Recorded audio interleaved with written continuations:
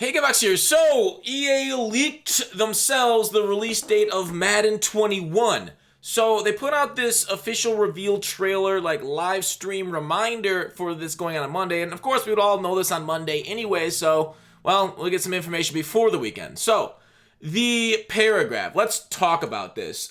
Pre-order Madden NFL 21. Play 3 days early with MVP Edition beginning August 25th, 2020.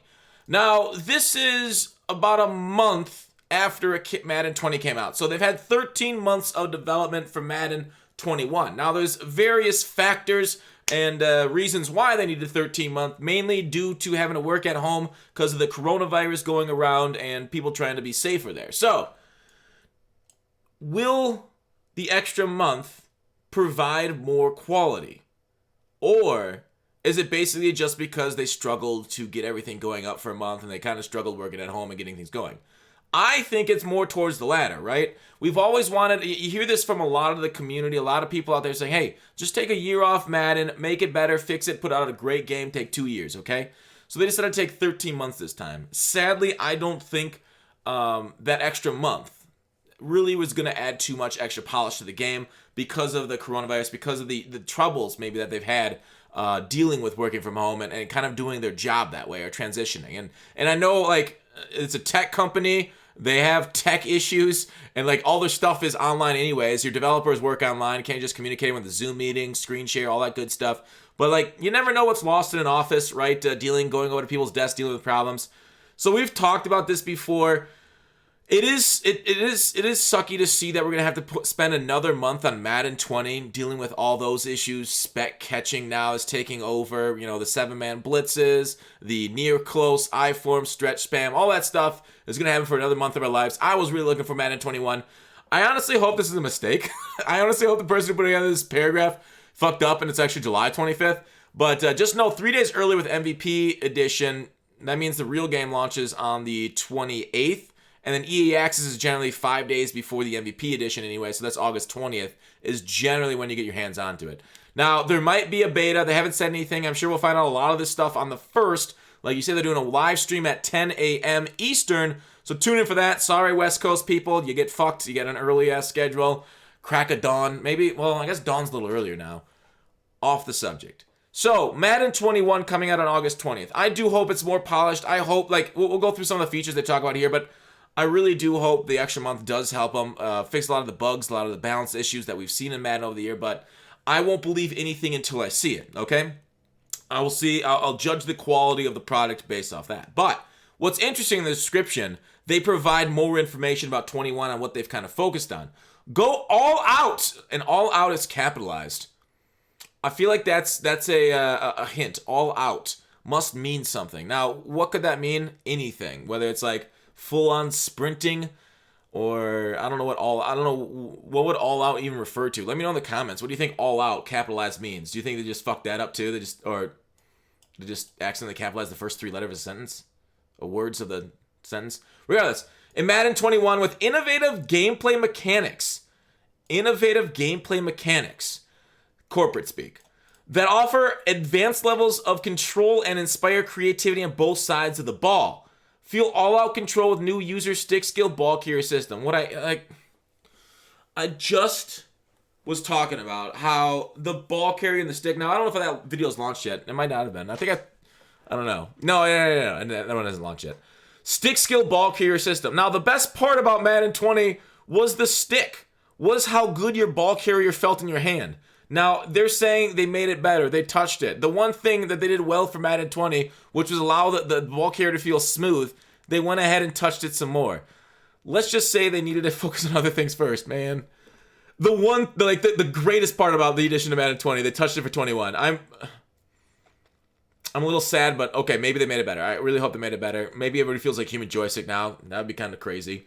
All right, but this is kind of interesting to me right here too. Dominate the edge with fresh pass rush moves. Now, dominate the edge. We all know the issue with stretch is that edge defenders don't do the job getting upfield to kind of like turn the stretch back in. That's why you don't see people running stretch every down in the NFL, because edge defenders. But they say with fresh pass rush moves. Now, pass rush moves is interesting, right? I've done videos on, hey, should the pass rush just be insta win or insta loss? It's just too much. It's too one way or the other. There isn't enough dynamicy there, right? You see pass rushers when they make a move and they like kind of fall on the ground. Pass rushers like fall, like collapse over. They make different kind of moves. So they're adding new fresh pass rush moves. Now, maybe we'll get more of a dynamic system, like they said, edge fresh pass rush moves, where like you can kind of win, you can kind of get off, or the lineman can kind of push you past the quarterback, but the quarterback's pocket awareness can kind of take you away from where the like say like a pass rush happens and the lineman pushes them in. The quarterback can kind of see that and like back up a little bit, or if they push around the edge, you step up in the pocket. So like that would be kind of cool if the pass rush moves kind of add a little bit more dynamicy to being in the pocket, show off pocket skill, because that is definitely a skill, staying and avoiding the pass rush. You know, the best quarterbacks all times are amazing at it. So that's kind of cool to see that they're taking a look at the pass rush moves. So it's not instant win, instant loss anymore. It's not so one way or the other, I guess. Experience more open field realism with tackle improvements. Thank God. Oh my God. Tackling this year is so bad. Dog, we watched Bobby Wagner, Luke Kuechly, Ray Lewis.